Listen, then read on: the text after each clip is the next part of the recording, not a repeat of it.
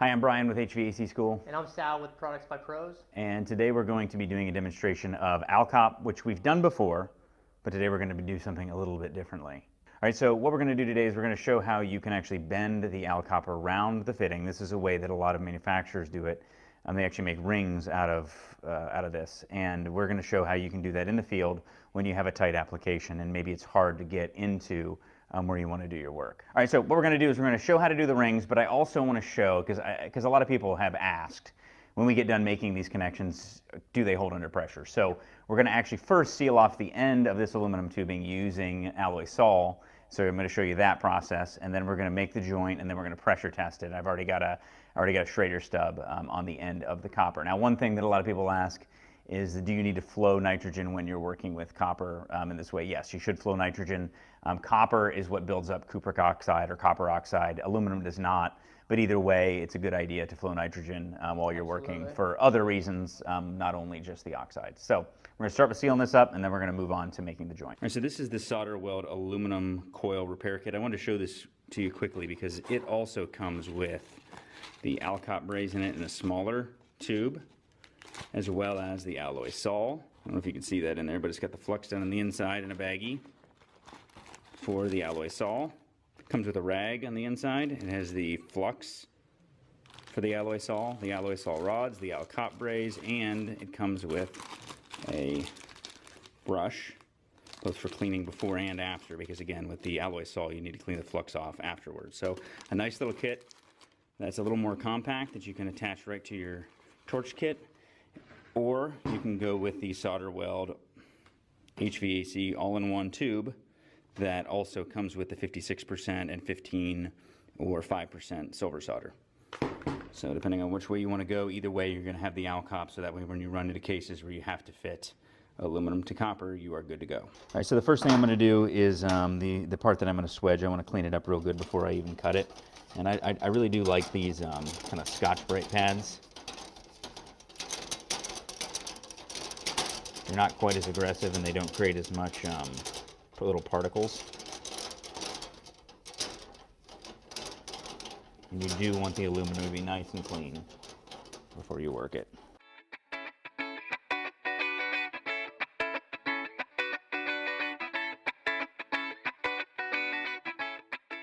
So next we want to deburr the inside of the aluminum. It's always good to kind of hold it at a downward angle so that the burr doesn't go inside the tubing. Like a typical technician, I couldn't find my good deburring tool this morning, so I'm using the one in the back of my large cutters.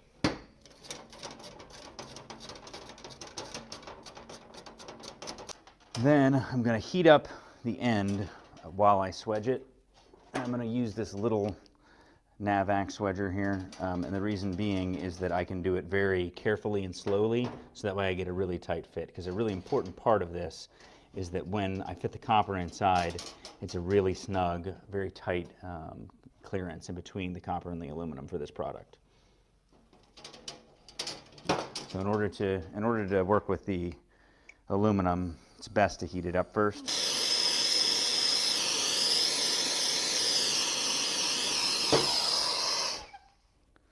Just helps to soften the aluminum a little bit so that when you're working it, it doesn't crack, because the aluminum tubing is more prone to crack than the copper.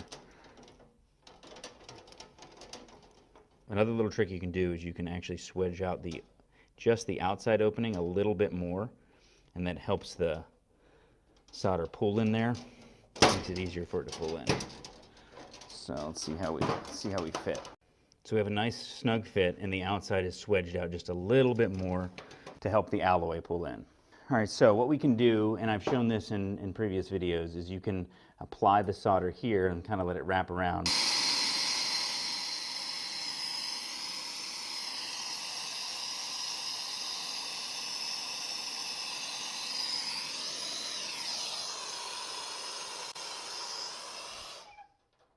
All right, so when you make this joint, you let it cool naturally.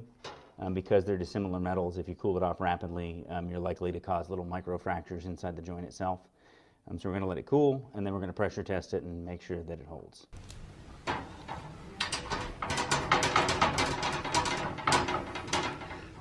So we're going to pressurize this up, make sure that it holds. Check the end of this end here, the L cup. All right, not seeing any leaks so far. All right, now we're at 300 psi. No bubbles. All good. All right, just for fun, we're going to take it up to 500 psi. Yep, just fine, no bubbles. All right, so that held nicely. Now we're going to try it in the upwards position, making a solder ring. All right, so it's important to put the flux in when you do this, and you want to wrap it around pretty tight. And again, you don't have to do it on the actual joint. You can do it with the same diameter copper elsewhere, which is going to make it a lot easier if you have a tight spot.